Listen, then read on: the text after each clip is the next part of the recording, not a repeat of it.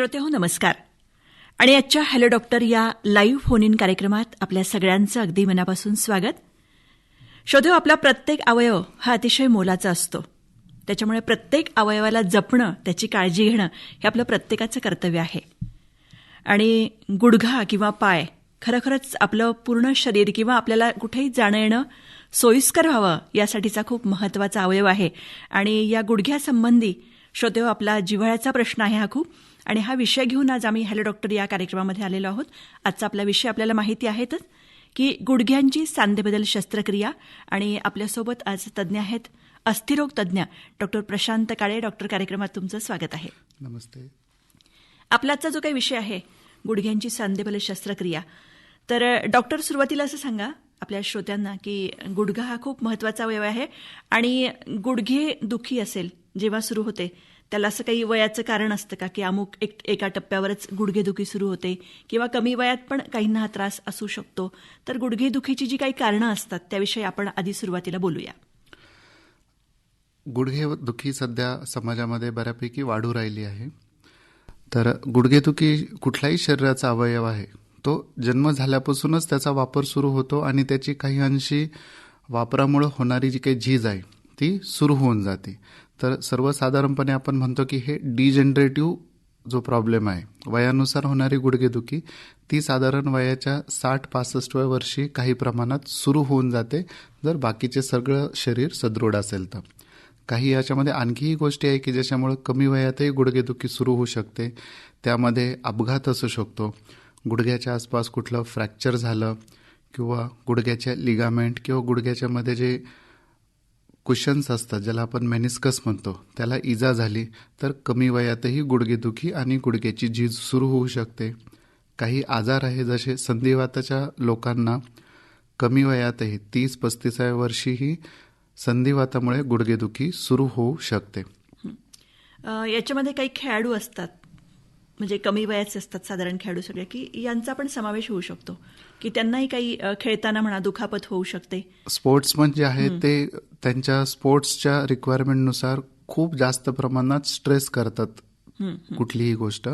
त्यामुळे जर व्यवस्थित मार्गदर्शन नसेल, आहार नसेल, साधन सामग्री जसे फुटवेअर आहे किंवा जिथं तुम्ही तयारी करता ते प्लेग्राऊंड जर व्यवस्थित नसेल तर गुडघेदुखी, कंबरदुखी असे त्रास सुरू होऊन जाऊ शकतात. सध्या बरेचसे जण जे काही 17-18 वर्षातली मुलं आहेत ते आर्मी भरतीसाठी प्रयत्न करतायत, तर ते डांबरी सडकेवर पळतात, रोज 10-10 किलोमीटर पळतात आणि त्यामुळे जवळपास आम्ही आठवड्याला 4-5 मुलं तरी बघतो की जे गुडघेदुखी घेऊन येतात की आता आमची तारीख आहे परीक्षेची, पण गुडघेदुखीमुळे आम्हाला व्यवस्थित चालताही येत नाही, तर आम्ही आता पळणार कसे त्या स्पर्धेमध्ये. अच्छा, तर सुरुवातीला तुम्ही यांना काय आवाहन कराल, हे जे तरुण वयातली मुलं तुमच्याकडे येतात की आम्हाला असा त्रास होतोय? बऱ्याच वेळ असं असतं की व्यवस्थित वैद्यकीय मार्गदर्शनाचा पण अभाव असतो आणि त्याच्यामुळे चुकीच्या पद्धतीने ही तयारी करतात ही मुलं, तर त्यांना तुम्ही काय सांगाल? सगळ्यात महत्त्वाचं तुमचं जे काही फुटवेअर आहे, तुम्ही कुठल्याही गोष्टीमध्ये कॉम्प्रोमाइज करा, पण फुटवेअर म्हणजे तुम्ही जे शूज घालणार आहे त्याच्यावर कॉम्प्रोमाइज करू नका. जे तुम्हाला स्पीड तर तुमचा निश्चितच वाढेल चांगल्या फुटवेअरमुळे, तसेच शरीरावरती जो पळताना जो काही हादरे बसतात तर ते कुशन चांगले असल्यामुळे तुमची गुडघेदुखी बऱ्यापैकी कमी होऊन जाईल. बऱ्याच जणांचा समज असतो की आपण अनवाणी पायाने पळालो तर जास्त चांगलं पळता येतं, तर तसं नाही आहे. शूजमध्ये कॉम्प्रोमाइज करू नका. जितके चांगले शूज असतील तितकं तुमचं स्पर्धेतलं परफॉर्मन्सही वाढणार, तसेच स्पीड वाढणार आणि शरीराला त्रासही होणार नाही. तसेच मार्गदर्शन खूप महत्त्वाचं आहे की काही जण अतिरिक्त क्षमतेपेक्षाही जास्त पळायला जातात, तर जे काही प्रॉपर कोचेस असतात तर त्यांचं मार्गदर्शन घेतलं तर अशा अडचणी होत नाही. त्यामुळे गुडघ्यांवर ताण येण्याचा पण संभव असतो, नाही का? हो, बरोबर. आपण याविषयी बोलणार आहोत, आणखी आपले श्रोते आपल्यासोबत आहेत. हॅलो. नमस्कार. नमस्कार, कोण बोलतंय? कार्यक्रमात स्वागत आहे आपलं. मी धनंजय वाघ बोलतोय, गंगापूर तालुका, जिल्हा संभाजीनगर इथून बोलतोय. बरं, आपला प्रश्न विचारा डॉक्टरांना. डॉक्टर साहेबाला प्रश्न विचार का, माझ्या चालता नाही ना गुडघ्या म्हणजे कटकट आवाज येतोय. वय किती आहे साहेब आपलं? 43 वर्ष आहे. आणि व्यवसाय काय? चर्मकार आहे बघा सर. ओके. आपल्या रेडिओ सेटचा आवाज थोडा कमी कराल? हो, केला कमी. कदाचित तुम्ही जे काही दिवसभर बसून असता तुमच्या व्यवसायामुळे मांडी घालून हो आणि कदाचित म्हणावं तेवढं स्ट्रेचिंग एक्सरसाइज किंवा व्यायाम नसावा तुमच्या आयुष्यात, त्यामुळे गुडघ्याची थोडीशी वेअर अँड टिअर झालेली आहे. त्यामुळे चालताना आवाज जो येतोय तो गुडघ्यातली सूज आलेली असणार किंवा गुडघ्यामधल्या ज्या गाद्या आहेत त्यांना थोडी इजा झाली आहे. तुम्ही जर योग्य योगा प्राणायाम केले तर हा त्रास तुमचा क्लिअर होऊन जाईल. नाही दुखत नाही बघा सर, ते पण मग चालू असतात आवाज येतोय. तेच ते गुडघ्यातली गादी वगैरे त्रास झालेला असेल तर जरी वेदना होत नसतील तरी तो एक आवाज येत असतो. जसं मशीन कुठलं व्यवस्थित ट्युनिंगमध्ये नसलं तर चालवताना ते मशीन थोडासा आवाज करतं. तर गुडघाही एक प्रकारचं मशीन आहे, ते जर व्यवस्थित सेट झालेलं नसेल तर थोडासा आवाज करणार. तो त्रास होत नसेल तर काळजी करण्याचं फार कारण नाही. त्याला म्हणजे चेक करून घेतलं चालेल का? योगा प्राणायामवर भर द्या. वय कमी आहे तुमचं, 43च आहे. एवढ्या कमी वयात फार काही वैद्यकीय इलाजाची गरज नाही भासणार. योगा प्राणायाम आणि शक्यतो मांडी घालायचं जर तुम्ही टाळलं, छोटी खुर्ची किंवा स्टूल वापरला तरीही तुमचे बरेचशा अडचणी दूर होऊन जाते. चालेल, ठीक आहे, धन्यवाद सर. थँक्यू. आपल्या प्रश्नाचं उत्तर मिळालं. कार्यक्रमात सहभागी झालात, धन्यवाद. आपण सुरुवातीला विचार करत होतो की गुडघेदुखीची कारणं, त्याविषयी आपण सुरुवातीला बोलत होतो. डॉक्टर, असं बऱ्याच वेळा होतं की तीव्र वेदना होतात. काही सुरुवातीला थोडा थोडा त्रास होतो, नंतर वेदना ह्या तीव्र होतात की त्या असह्य होतात. मग बऱ्याच वेळा याच्यामध्ये काही संधिवाताचे पण रुग्ण असतात याच्यामध्ये. मग त्यांना बऱ्याचदा कळत नाही की आपण नेमकं काय करायला पाहिजे. तर अशी योग्य वेळ कुठली आहे की त्यावेळेस आपण शस्त्रक्रियेचा निर्णय घेता? म्हणजे परिस्थिती काय असते त्यावेळेला रुग्णाची? गुडघे प्रत्यारोपण शस्त्रक्रिया पेशंट डिपेंडंट असते. पेशंटच्या रिक्वायरमेंटनुसार जर तुम्ही वेदना सहन करू शकत नसतील किंवा वैद्यकीय इलाज जो दुसरे आहेत, फिजिओथेरपी, पेन किलर्स यांनी, संधिवाताची ट्रीटमेंट यांनी जर तुमचं दुखणं थांबत नसेल तर यासाठी आपल्याला सांधे प्रत्यारोपण करावे लागते. ती आपली एक सगळ्यात शेवटचा पर्याय असतो. त्याआधी आपण फिजिओथेरपी आणि मेडिकल मॅनेजमेंटवर भर देतो. बऱ्याच वेळा असंही होतं की संधिवाताचे जे पेशंट आहेत ते संधिवाताचीच ट्रीटमेंटकडे दुर्लक्ष केलेलं असतं किंवा वजन वाढलेलं असतं त्याच्याकडे दुर्लक्ष केलेलं असतं किंवा फिटनेस लेवल कमी असतो त्याकडे दुर्लक्ष केलेलं असतं. आमच्याकडे येतात ते जॉईंट रिप्लेसमेंटसाठी, परंतु एक्सरेवरती जर हाडाची खूप प्रमाणात झीज झालेली नसेल तर आपण एक अंदाज बांधतो की जर बाकीच्या गोष्टी क्लिअर झाल्या तर यांचं ऑपरेशन नक्कीच वाचेल. आणि माझे बरेचसे पेशंट आहे की जे ऑपरेशनसाठी ॲडमिट होण्यासाठी आले होते, पण त्यांना ज्यावेळेस व्यवस्थित समजून सांगितलं की तुम्ही बाकीच्या पर्यायाचा पुरेपूर विचार करा, तर ज्यांनी फिजिओथेरपी केली, वजन कंट्रोलमध्ये आणलं, संधिवाताची योग्य डॉक्टरांकडून ज्यावेळेस ट्रीटमेंट चालू केली तर आता ऑलमोस्ट 10 वर्ष झाले त्यांना अजूनही जॉईंट रिप्लेसमेंटची गरज पडलेली नाही. बऱ्याच वेळा सोशल प्रेशर असतं की माझ्या मित्रांनी केलं आहे किंवा मैत्रिणींनी जॉईंट रिप्लेसमेंट केले, मग मीही करून घेते. आणि मग काही पेशंट 45-50 या वयातही जॉईंट रिप्लेसमेंटची चौकशी करायला आमच्याकडे येतात. आपण एक फोन कॉल येतोय आपल्याला. हॅलो हॅलो, कोण बोलतोय? कार्यक्रमात स्वागत आहे. मी ज्ञानदेव म्हणतो. माझं वय 60 वर्ष, एकदम आपला प्रश्न कळत नाही व्यवस्थित, आपण रेंजमध्ये याल. नाही म्हणजे माझे गुडघे खटखट वाजते. एक थोड्या वेळापूर्वी आपण एका पेशंटला तुम्ही मार्गदर्शन केलेलं आहे डॉक्टर, पण एकदा आपण पुन्हा रिपीट करूया हा मुद्दा. त्यांचा प्रश्न तो आहे की माझ्या पायामध्ये आवाज येतोय. गुडघ्यामध्ये आवाज जो येतोय, जसे आपण बऱ्याच वेळा जर आपण आराम केलेला असला तर आपले बोटही आपण मोडतो, कडकड आवाज येतो, तर तो काही कुठल्या आजाराचं लक्षण नाहीये. तर ते बॉडी स्टिफनेस होतीये, त्याच्यामुळं गुडघ्यामध्ये आवाज येऊ शकतो. तर बॉडी लवचिक ठेवण्यासाठी तुम्ही योग्य ते व्यायाम करा. त्यांनी बॉडी स्ट्रेच झाली की ह्याचा आवाज येण्याचं प्रमाण बऱ्यापैकी कमी होईल. पण काळजी करण्याचं, जसं आपले हाताचे बोटही आपण मोडतो तर तसा जो आवाज असतो त्याच कमी अधिक प्रमाणात हा आवाज गुडघ्याचाही आहे. त्रास होत नसेल तर काळजी करू नका. नाही, अनेक कारणं आहेत आवाज येण्यासाठी, पण जर त्रास नसेल तर त्यावर त्याचं मग वाटलंच तर एकदा एक्सरे आणि MRI करून आपल्याला योग्य ते पर्याय निवडावा लागेल. धन्यवाद डॉक्टर. थँक्यू. धन्यवाद. आणखी एक फोन कॉल आहे. Hello hello. हा नमस्कार. नमस्कार. कार्यक्रमात स्वागत आहे. हो आपल्याला पण. आपण कोण बोलताय? हा मी साहेबराव सखाराम फरमाडे बोलतोय. हां आपला प्रश्न विचारा. माझा प्रश्न असा आहे की मला चालताना माझी पोटणी एकदम टाईट होती. पुन्हा विचाराल आपला प्रश्न.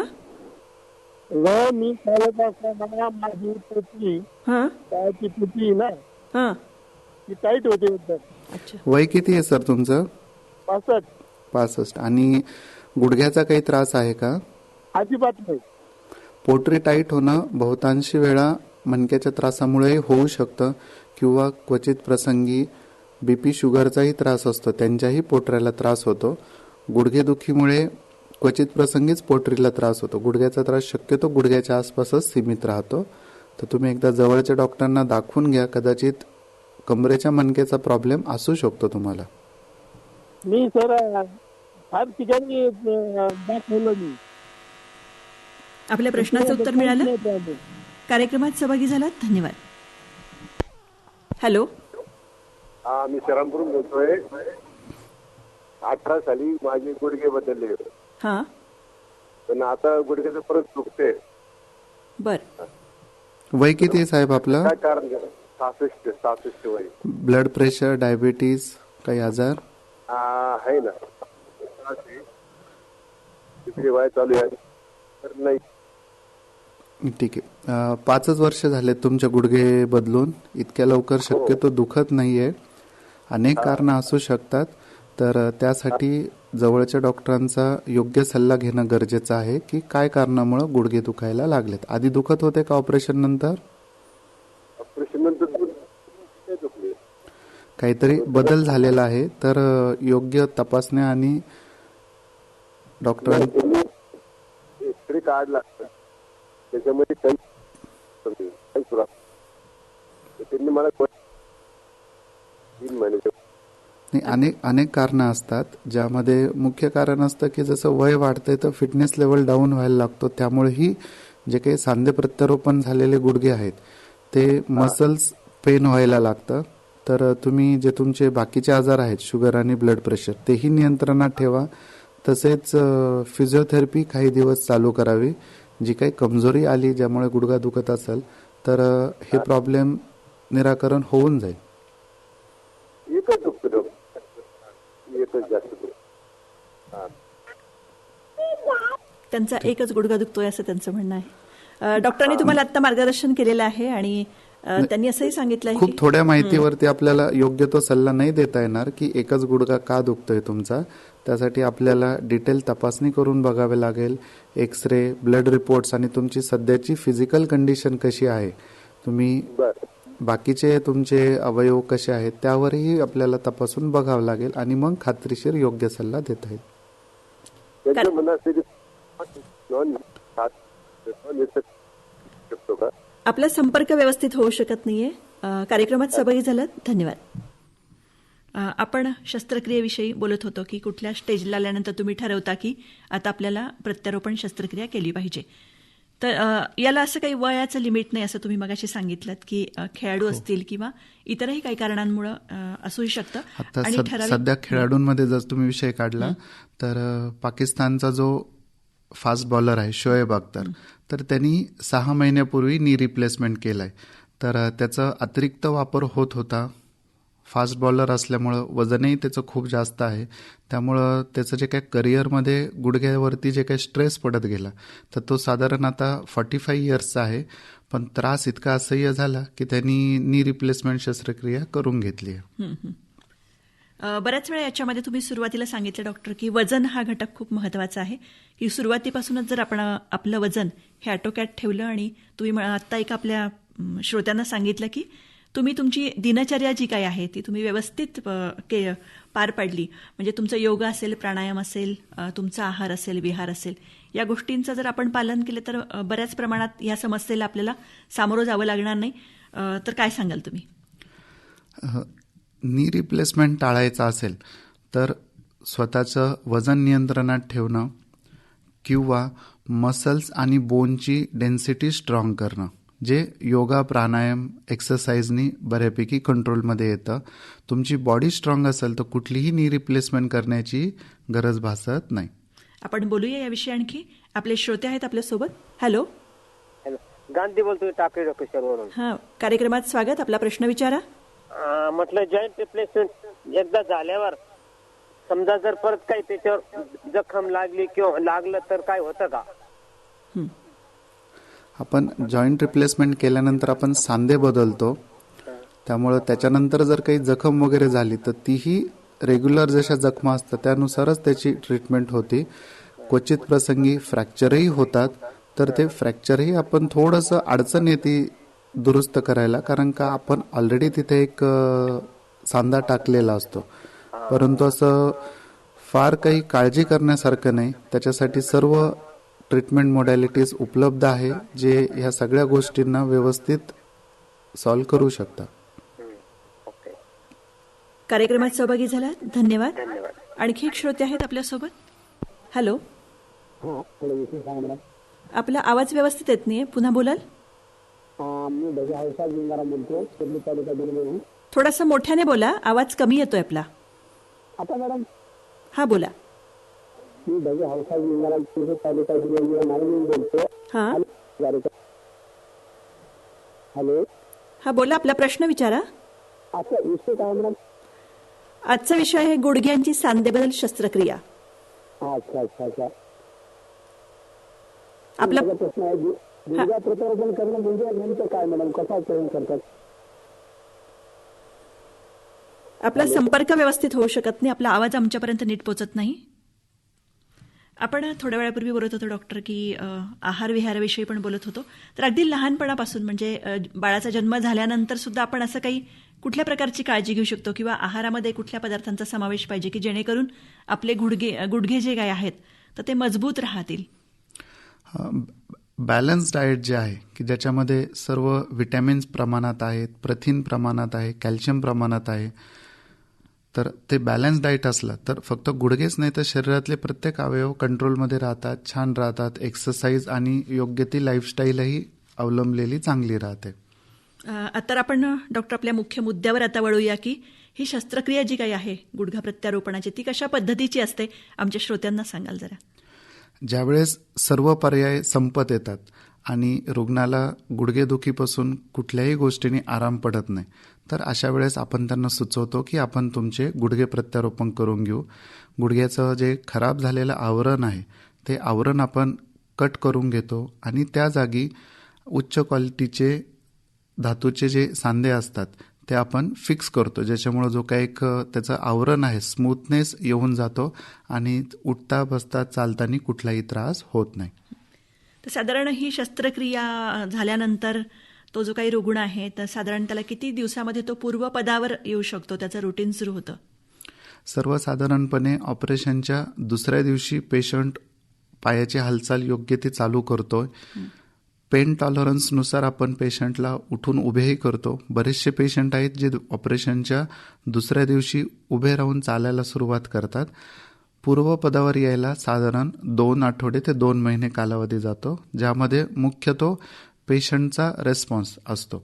बऱ्यापैकी हे काही ओबीज म्हणजे जे लठ्ठ असलेले पेशंट आहेत तर त्यांचा रिकव्हरी टाईम थोडासा स्लो असतो, कारण का प्रत्येक गोष्टीत त्यांना उठायला बसायला थोडासा वेळ लागतो. तसेच ऑपरेशनमुळे टाके पडलेले असतात जे 14 दिवसापर्यंत आपण ठेवतो, तर टाके असल्यामुळं जखम ओढली जाते, त्यामुळेही काही पेशंट चालायला कम्फर्टेबल नसतात. पण 2 महिन्यापर्यंत तर सर्वजण शक्यतो पूर्वपदावर येऊन जातात. आपले श्रोते आहेत आपल्यासोबत. हॅलो. हॅलो. हां हॅलो डॉक्टर, कार्यक्रमात स्वागत. बोला. Good morning. हां बोला, आपला प्रश्न विचारा. मॅडम माझा असा प्रश्न होता हां की पण गुडघे आपण रेंजमध्ये याल, आपला आवाज व्यवस्थित येत नाहीये, कट होतोय. हॅलो. हां बोला. माझा प्रश्न असा होता की आपले दुखत त्यामध्ये आपण कुठला पाहिजे, त्यामुळे संपर्क व्यवस्थित होत नाही आपला. हॅलो संपर्क होत नाही. आपण रेंजमध्ये नाही आहात. हॅलो. आपण शस्त्रक्रियेविषयी डॉक्टर बोलत होतो. जेव्हा बऱ्याच वेळा असं असतं की वृद्धापकाळामुळे साधारण एक 70 नंतर किंवा 75 नंतर जे काही ज्येष्ठ नागरिक आहेत त्यांच्यामध्ये ही समस्या फार मोठ्या प्रमाणात आपल्याला दिसून येते. आणि मग जेव्हा तुम्ही दोन्ही गुडघ्यांच्या शस्त्रक्रिया करण्याची परिस्थिती समोर असते रुग्णाची, तर अशा वेळेस त्या दोन्ही गुडघ्यांचं ऑपरेशन किती दिवसांच्या अंतराने किंवा काय तो कालखंड कसा असतो काय, त्याविषयी सविस्तर आमच्या श्रोत्यांना सांगाल. शस्त्रक्रियेचा योग्य वेळ ॲक्च्युली 60 ते 70 या वयात आहे. त्रास होत असेल तर लवकरही करू शकतो, पण 60 ते 70 वयोगट योग्य आहे. त्यानंतर कालावधी हा पेशंटच्या तब्येतीवर आहे. तब्येत छान असेल तर दोन्ही गुडघ्याचं प्रत्यारोपण एकाच दिवशी होऊ शकतं, परंतु हे इलेक्टिव्ह सर्जरी आहे. त्यामध्ये जर 1 महिन्याचा गॅप दिला तर तेवढं पेशंटला रिकव्हरी व्हायला मदत होते. बॉडीवरती ताण पडतो ज्यावेळेस एकाच दिवशी 2 ऑपरेशन केले जातात. पेशंटची बऱ्याच वेळा काही अडचणी असतात, भीती असते परत परत हॉस्पिटलमध्ये यायची, आणि जर सगळी बाकीची तब्येत चांगली असेल तर एका दिवशीही केली जाते. अच्छा, पण असं सांगाल की आपले जे काही श्रोते आहेत की त्यांच्या मनामध्ये भीती, तुम्ही आत्ता म्हणालात की भीती असते त्यांच्या मनामध्ये, तर असं काही घाबरण्याचं कारण नाहीये. म्हणजे जेव्हा डॉक्टर सांगतात खरं म्हणजे की एका वेळी 2 होऊ शकतात, पण त्यावेळी पण तुम्ही असा निर्णय घेताना की त्यांच्या वयाचा विचार किंवा त्यांचा जो काही फिटनेस आहे त्याचा विचार आपण नेहमीच करत असाल. एक मला ह्याच्यामध्ये शंका अशी विचारायची की अलीकडे जे काही रोबोटिक ऑपरेशन्स होतात, तर याच्यामध्ये पण या पद्धतीने करता येते का शस्त्रक्रिया? रोबोटिक उपचार पद्धती याच्यामधले आणखी एक पुढचं पाऊल आहे. ते अजून आपल्या भागामध्ये उपलब्ध झालेलं नाहीये आणि त्याच्यामध्ये संशोधन अजून बाकी आहे. त्यांचे जे रिझल्ट्स आहेत ते आपले जे रेग्युलर ऑपरेशन्स आहेत, तर दोन्ही रोबोटिक आणि रेग्युलर ऑपरेशन्स दोघांचेही रिझल्ट सेमच आहेत. त्यामध्ये विशेष काही फरक पडत नाही. एक मला असं विचारायचं होतं की गुडघेदुखी जी काही आहे किंवा या शस्त्रक्रियेपर्यंतच्या परिस्थितीवरती जेव्हा येते, तर त्याच्या आधी अशी कुठली महत्वाची कारणं आहेत की त्याच्यामुळे अलीकडे ही गुडघेदुखी तीव्र स्वरूपामध्ये वाढली आहे? आपण याच्याविषयी बोलणार आहोत, पण आपल्या श्रोत्यांना आपल्याशी बोलायचं आहे. हॅलो. हॅलो. हां, कार्यक्रमात स्वागत. बोला. नमस्कार सर. नमस्कार. मी ढगे अवताजी बोला. बोलतोय सर. बोला. माझा प्रश्न आहे की गुडघ्याच्या शस्त्रक्रिया आवाज व्यवस्थित येत नाही आपला. आता बघा.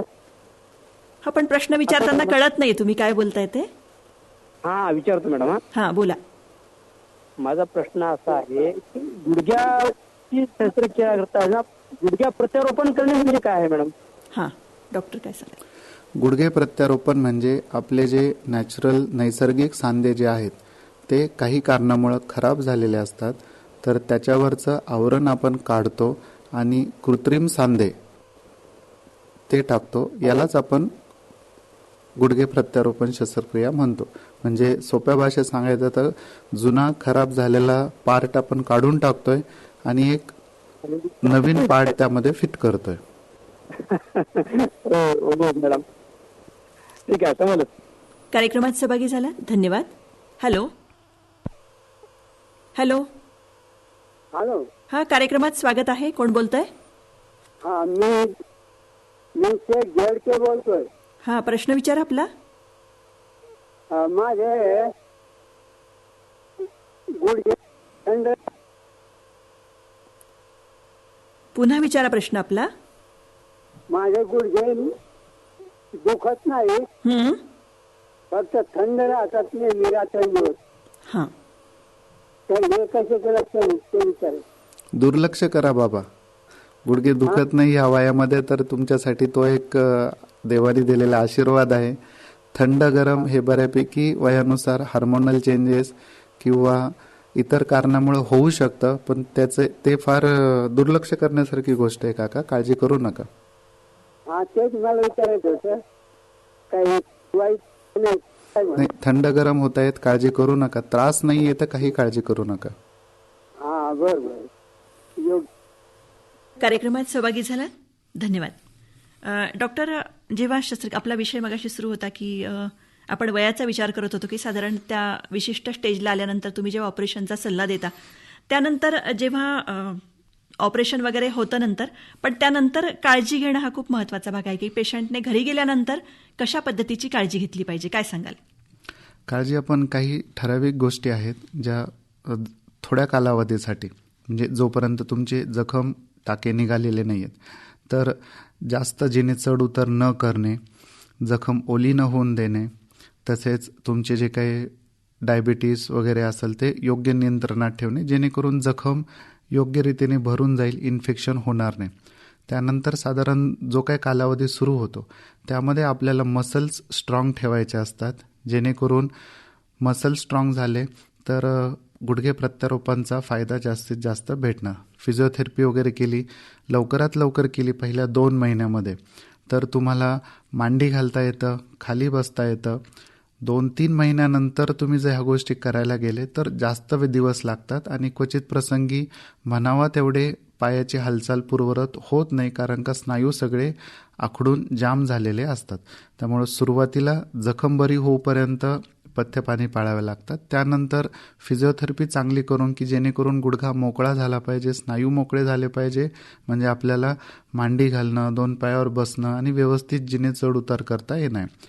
त्यानंतरचा जो काही 3-4 महिन्यानंतरचा कालावधी आहे तो उर्वरित आयुष्य घेण्याची काळजी, ती म्हणजे रेग्युलर औषधं जे चालू आहेत, संधिवात असेल तर त्याची ट्रीटमेंट, डायबिटीज असेल तर त्याची ट्रीटमेंट, वयोमानानुसार हार्मोन्स कमी व्हायला लागतात त्यामुळं हाडं ठिसूळ व्हायला लागतात, तर हाडाची मजबूती टिकून ठेवण्यासाठीचे जे काही गोळ्या औषधं आहेत ते चालू ठेवणं, एक्सरसाइज करणे आणि प्रयत्न करणे की जे काही धोकादायक गोष्टी आहेत की जेणेकरून जोरात पळणं, जिने भरभर चढ उतार करणं, खड्ड्याखुड्ड्याच्या रोडवर फिरायला जाणं, ह्या गोष्टी टाळल्या पाहिजे. अपघात होऊ नये याचा प्रयत्न केला पाहिजे. डॉक्टर, आपण सांधेबदलाविषयी बोलतो आहोत, सांधेबदल शस्त्रक्रियेविषयी, पण याच्यामध्ये गुडघ्यामध्ये आपण प्रचलित नेहमी ऐकतो असं की गुडघ्याची वाटी बदलणे किंवा गुडघ्याची वाटी बदलणे ही जी काही शस्त्रक्रिया असते ती नेमकी काय असते? गुडघ्याचे 3 भाग असतात ज्याने गुडघा बनलेला असतो. वरचं जे हाड असतं, मांडीतलं हाड, त्याला फिमर बोन म्हणतो. खालचं जे पोटरीचं हाड आहे त्याला टिबिया बोन म्हणतो आणि पुढच्या बाजूने पटेला नावाचं एक हाड असतं. तर ह्या 3ही हाडांपासून गुडघा बनलेला असतो. सर्वसाधारण आपण यालाच वाट्या बदलणं म्हणतो, कारण का त्यांचा आकार थोडासा वाटीसारखा असतो. तर याच्यावरचं जे आवरण क्लिअर करतो आणि त्या आवरणाच्या जागी आपण कृत्रिम सांधा लावतो, यालाच आपण कृत्रिम सांधे प्रत्यारोपण म्हणतो. याची कारणं काय असतात? म्हणजे गुडघ्याची त्या वाटीची झीज झाली म्हणा किंवा आणखी काय कारणं असू शकतात? अपघात, संधिवात, वयोमानानुसार होणारी झीज, क्वचित प्रसंगी इन्फेक्शन, या सर्व गोष्टींमुळे गुडघ्याची झीज होऊ शकते. हॅलो, संपर्क होऊ शकत नाहीये. आपण एक आपल्या श्रोत्यांना असं सांगूया की गुडघ्याची शस्त्रक्रिया केल्यानंतर या शस्त्रक्रियेचे फायदे काय काय असतात, म्हणजे का केली पाहिजे शस्त्रक्रिया? आपल्या समाजामध्ये गुडघे प्रत्यारोपणबद्दल अजूनही खूप गैरसमज आहे की हे ऑपरेशन खूप खर्चिक आहे किंवा ह्या ऑपरेशननंतर माणसाला चालता येत नाही, घरी बसून राहावं लागतं आणि या सर्व गोष्टींमुळे गुडघे बदलण्याचे शस्त्रक्रियेकडे टाळाटाळ केली जाते. म्हणजे ज्यावेळेस काहीच पर्याय उपलब्ध राहत नाही त्यावेळेस आमच्याकडे येतात, परंतु साधारण 7-8 वर्ष ते अंगावरती त्रास सहन करतात.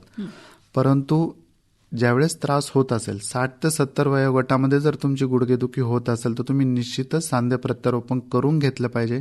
त्याचा मुख्य फायदा की ज्यावेळेस तुमचा उमेदीचा काळ आहे की तुमच्यामध्ये चालण्या फिरण्याची इच्छा आहे, बाकी सर्व शरीर साथ देते, फक्त गुडघे साथ देत नाही म्हणून तुम्ही घरी बसून राहताय, तर त्यापेक्षा ऑपरेशन केलं तर तुमचे जे काही 60, 70, 80 या वय आहे याच्यामध्ये तुम्ही स्वावलंबी राहणार, कुठलाही त्रास होत नसणार. त्यामुळे तुम्हाला वेदनाशामक औषधं घेण्याची गरज नाही किंवा तुम्हाला घरी बसून राहण्याची गरज नाही. माझे अनेक पेशंट आहेत की जे ऑपरेशन नंतर पहिल्यांदा ट्रिपला बाहेर फिरायला गेले किंवा समारंभाला गेले, जे की आधी गुडघेदुखीमुळे ते घरामध्ये अडकून पडलेले होते. म्हणजे त्यांचे शेजारचे सुद्धा त्यांना कधी भेटायला येत नव्हते, कारण का दुसऱ्यांच्या घरी नेहमी नेहमी का जाणार, तर त्यामुळं जेव्हा त्यांनी स्वतः गुडघे बदलले तर त्यांचं तेच म्हणणं आहे की आम्ही आता आमच्या कॉलनीमध्ये फिरायला लागलो, जवळपासचे जे ओळखीचे लोक आहेत त्यांच्याकडे जायला लागलो आहे, तर ही जी काही क्वालिटी ऑफ लाईफ इम्प्रूव्ह होते त्यासाठी हे ऑपरेशन करायचं असतं. गुडघेदुखीमुळे तुमच्या आयुष्यातला एक मोठा जो काही म्हणजे तुम्ही जर चालले फिरले नाही तर तुमची क्वालिटी खूप डाऊन होऊन जाते, खूप कमी प्रमाणात तुम्ही लाईफ एन्जॉय करू शकता. त्यामुळे ऑपरेशन केलं पाहिजे. आणि बऱ्याच वेळा आपली मानसिक गरज असते की आपण सोशल असलं पाहिजे किंवा लोकांशी बोललं पाहिजे. आणि तुम्ही जसं म्हणता की गुडघेदुखीमुळे मनुष्य बाहेर पडत नाही, त्याच्यामुळे लोकांशी संपर्क कमी होतो आणि एक प्रकारचं डिप्रेशन सुद्धा त्याच्यामध्ये यायला हळूहळू सुरुवात होते. आपण बोलणार आहोत, आणखी आपले श्रोते आहेत आपल्यासोबत. हॅलो. नमस्ते मॅडम. नमस्कार. डॉक्टर खूप छान माहिती सांगतायत. हां. तर माझं वयाच्या 53व्या वर्षी दोन्ही गुडघे बदललेले आहेत. आपलं नाव सांगाल? माझं नाव रेवती रवींद्र कुलकर्णी. बर. मी इथे सिव्हिल हडपत खाते. तर मला गुडघे दुखीचा त्रास 35व्या वर्षापासूनच सुरू झाला. बरं, आपल्या रेडिओ सेटचा आवाज थोडा कमी कराल? तर झाला ना? हो, बोला मॅडम. तर 53 दोन्ही बर. वर्षी. पुन्हा एकदा विचाराल मॅडम आपला प्रश्न? आपला आवाज कट होतोय मध्ये. 53व्या वर्षी माझे दोन्ही गुडघे बदलले. बर. आणि खूप बरं वाटतं. माझी लाईफ बदलली. मी सर्व करते आणि माझे गुडघे बदलले. आत्ता किती वय आहे तुमचं मॅडम? माझं आता 63. 63. खूप छान. 10 वर्ष झालेले आहेत आणि तुम्हाला कुठलीही अडचण नाहीये. असंच हेल्दी लाईफस्टाईल ठेवा. गुडघ्याची लाईफ साधारण 30 ते 40 वर्षापर्यंतही तुम्ही नेऊ शकता. असंच जर तुम्ही चालू ठेवलं तर निश्चितच अभिनंदन. तुमच्यासारख्या लोकांमुळेच समाजामध्ये विश्वास निर्माण होतोय की ही ऑपरेशन करून घेणं योग्य आहे. म्हणजे मी नाचते, उड्या मारते. नाही, नाचू नका, धोकादायक आहे ते. आणि छान वाटतं. एकदम छान, ऐकून बरं वाटलं. तुम्हाला आणि तुमच्या शस्त्रक्रिया केलेल्या डॉक्टरांना धन्यवाद. धन्यवाद. कार्यक्रमात सहभागी झालात. डॉक्टर, एक पॉझिटिव्ह एनर्जी आहे आत्ताचे जे काही आपले श्रोते बोलले. खरोखरच आपण जरी आपले बऱ्याच वेळा रुग्ण घाबरतात की नाही आता माझं गुडघ्याचं ऑपरेशन झालं आहे, त्याच्यामुळे बऱ्याच वेळा रुटीन वर्क जे काही आहे ते सुद्धा करायला ते थोडंसं बिचकतात. तसं पाहिलं तर डॉक्टरनी सांगितलं असतं की विशिष्ट तुम्ही काळजी घेऊन सगळ्या प्रकारची तुम्ही तुमचं रुटीन सुरू करू शकता. तर आत्ताचे जे काही आपले श्रोते आपल्याशी बोलले त्याच्यावरनं एक तुम्ही काय सांगाल की आपल्या श्रोत्यांना एक पॉझिटिव्ह राहिलं पाहिजे जरी शस्त्रक्रिया झाली तरी, काय बोलाल? डेफिनेटली. आता या मॅडमनी जे सांगितले त्यांनी वयाच्या 53व्या वर्षी करून घेतलंय, तर हे बऱ्यापैकी वेस्टर्न स्टँडर्डनुसार झालंय. वेस्टर्न कंट्रीजमध्ये लोक इतकं अंगावर सहन करत नाही. ते डॉक्टरला हाच प्रश्न विचारतात की डॉक्टर मला जो त्रास आहे याच्यामधला बेस्ट इलाज कुठला आहे, मला काही त्रास न होऊ देता. तर जर बाकीचे इलाज संपत असले तर आपण जॉईंट रिप्लेसमेंट हा एक खात्रीशीर रिझल्ट देणारा पर्याय आहे, ज्यामध्ये ऑपरेशन केल्यानंतर कुठलाही त्रास राहत नाही. 99% तुमचे सगळे प्रॉब्लेम्स क्लिअर होतात. त्यामुळे वेस्टर्न कंट्रीजमध्ये वयाच्या 50व्या 60व्या वर्षीच हे ऑपरेशन करून घेतले जातात. तर आपल्याकडे आता हे हळूहळू प्रमाण वाढू राहिलेले आहे की लोकांना समज जे आहेत की ह्या प्रॉब्लेमसाठी जी ट्रीटमेंट आहे ती घ्यायला लोक तयार होत आहेत. अवेअरनेस लोकांचा वाढलेला आहे. मला एक शंकाशी विचारायची, मगाची आपल्या श्रोते बोलले त्यानंतर, की जे काही ट्रेकर्स असतात, तर समजा एखादा ट्रेकर आहे की त्याच्यावर असं काही शस्त्रक्रिया झालेली आहे सांधे रोपणाची आणि त्यानंतर त्याला पूर्वीसारखंच जर ते ट्रेकिंगमध्ये त्याला त्याचं रुटीन सुरू करायचं असेल तर त्याविषयी काय सांगाल? नाही, डेफिनेटली तुम्ही योग्य मार्गदर्शनाखाली तुम्ही पूर्वरच सगळ्या गोष्टी करू शकतात. कुठल्याही गोष्टीला बंधन नाही. जसं आत्ताच आपले ज्या श्रोते होते त्यांनी सांगितले की ते नाचतायत, उड्या मारतायत, तर तुम्ही सर्व गोष्टी करू शकता. कुठलीही बंधनं येत नाही. फक्त आता ट्रेकिंग आहे एक थोडीशी स्पोर्टिंग ॲक्टिव्हिटी झाली. याच्यामध्ये अपघाताचा धोका निश्चितच असतो. तुमचे तरुण मुलं जरी असले, गुडघे त्यांचे काही बदललेले नसेल तरीही अपघातामुळे फ्रॅक्चर वगैरे होऊ शकतात. गुडघे प्रत्यारोपण नंतर जो कोणी ट्रेकिंग आहे किंवा स्पोर्ट ॲक्टिव्हिटी आहे, डान्स आहे, ह्या गोष्टी जे लोक करतात, तर त्यामध्ये जर काही अपघात झाला तर फ्रॅक्चर होण्याची शक्यता असते, ज्यामुळे आपण प्रत्यारोपण केलेल्या सांध्यावरती परिणाम होऊ शकतो. जे सांधे आपल्याला 20 ते 40 वर्ष टिकतात ते ह्या गोष्टीमुळे लवकर खराब होऊ शकतात. त्यामुळे आपण सर्वसाधारणपणे एक सल्ला देतो की स्पोर्टिंग ॲडव्हेंचरस ॲक्टिव्हिटी टाळा तुम्ही.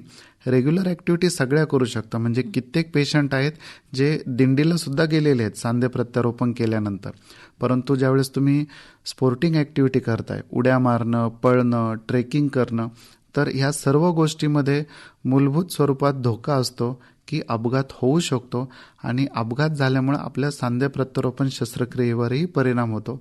त्यामुळे जर तुम्हाला छंद जर बदलता आला तर निश्चितच बदलावा. एक मला शंका आहे या सगळ्या आपल्या चर्चेमध्ये की समजा एका व्यक्तीची सांधेबदल शस्त्रक्रिया झालेली आहे आणि आता साधारण 1-2 वर्ष झालेली आहेत, तो रुटीन पुन्हा सुरू केलेलं आहे त्याचं त्यांनी, पण काही अपघाताने पुन्हा त्याला समजा गुडघ्याला मार बसला, त्या गुडघ्याला काही इजा पोचली शस्त्रक्रिया केलेल्या ठिकाणी, तर त्याच्यावर नंतर उपचार कशा पद्धतीचे होतात? त्याच्यावर इलाज करायला थोडंसं व्यवस्थित विचार करावा लागतो. परंतु जसे रेग्युलर ऑपरेशन्स किंवा रेग्युलर ट्रीटमेंट आहेत त्यांनी हे गोष्टी सेटल होऊन जातात. काहीही काळजी करण्याची गरज पडत नाही. सांधे प्रत्यारोपण जी शस्त्रक्रिया आहे ती फक्त आपण त्यातलं एक खराब झालेला अवयव बदलतोय, त्याच्यामुळे त्याचा दुसऱ्या अवयवांवर काही परिणाम होत नाही. त्यामुळे जरी अपघात झाला, इजा झाली, फ्रॅक्चर झाले तरीही त्याचे इलाज उपलब्ध आहेत आणि त्यांचे रिझल्ट्सही खूप चांगले आहेत. म्हणजे गुडघ्याच्या संबंधी ज्या काही शंका आहेत, खरं तर थोडक्यात डॉक्टर आपल्या चर्चेचाच ओघ सगळा आहे किंवा याचाही सार असं म्हणता येईल की आपल्याला काहीही त्रास होत असेल तर आपण सुरुवातीला पहिलं आपल्या डॉक्टरांकडे गेलं पाहिजे, त्यांचं मार्गदर्शन घेतलं पाहिजे आणि आपल्याला काय त्रास होतो आहे हे व्यवस्थित डॉक्टरांना आपण सांगितलं तर त्याच्यानंतर त्या चर्चेतनं डॉक्टर पण आपल्याला मार्गदर्शन खूप व्यवस्थित पद्धतीने करतात.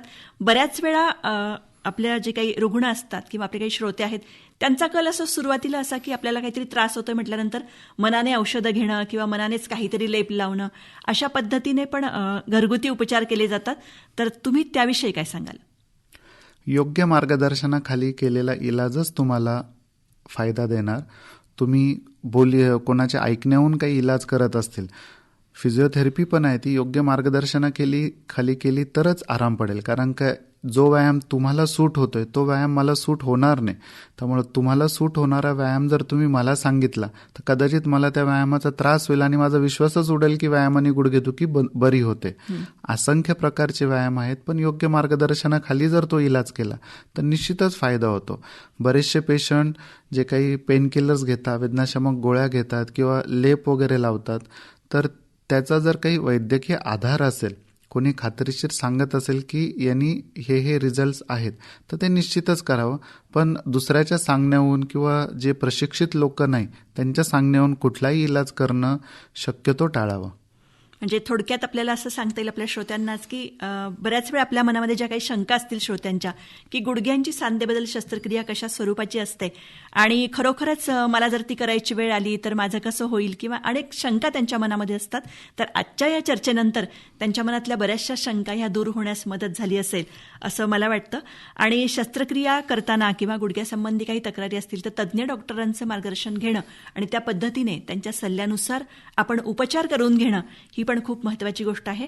आणि एकंदरीतच आपल्या चर्चेवरून असं लक्षात येईल की गुडघ्यांची सांधेबदल शस्त्रक्रिया आहे तर व्यवस्थित मार्गदर्शन मिळाल्यानंतर आणि व्यवस्थित उपचार मिळाल्यानंतर त्यानंतर सुद्धा ऑपरेशन झाल्यानंतरचं जे काही त्यांची दिनचर्या असते ती त्यांनी त्या पद्धतीने पाळली. म्हणजे तुमचे फिजिओथेरपिस्ट असतील, तुमचा आहार असेल, विहार असेल, योग्य व्यायाम प्राणायाम वगैरे असेल, त्या पद्धतीने तुम्ही तुमचं आयुष्य हे पूर्वपदावर आणू शकता असं आपल्या श्रोत्यांना आपल्याला पुन्हा एकदा सांगता येईल. तर डॉक्टर, आज तुम्ही आजच्या हॅलो डॉक्टर या लाईव्ह फोन इन कार्यक्रमामध्ये आमच्या स्टुडिओत आलात आणि श्रोत्यांच्या प्रश्नांना अगदी मनमोकळीपणाने उत्तर दिलीत आणि या ओघाने या विषयाच्या अनुषंगाने पण ज्या काही शंका असतात आपल्या श्रोत्यांच्या मनामध्ये त्यांनाही तुम्ही आपल्या चर्चेतनं खूप व्यवस्थित असं उकल केली. त्याबद्दल आकाशवाणी परिवारातर्फे आणि श्रोत्यांतर्फे मी आपला आभार मानते. धन्यवाद. धन्यवाद.